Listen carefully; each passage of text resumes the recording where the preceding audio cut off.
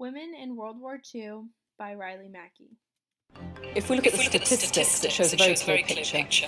98% of all jobs on the rail network are male. And the women there, they're quite invisible. They're seen as anomalies, or they're very much in domestic roles, so they'll be working as catering staff and cleaning staff, something that's considered suitable for a woman to do. Background. Over 350,000 women served in World War II. They played important roles at home and in uniform. Women were seen as less than men, so they were paid significantly less.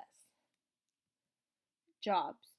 Women had many different jobs in the war, such as working in factories producing bombs, ammo, and grenades, fire and evacuation officers, drivers of fire engines, trains, and trams, air raid wardens, building ships, and most importantly and most well-known, nurses.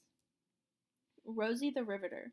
Rosie the Riveter was the most iconic image of working women.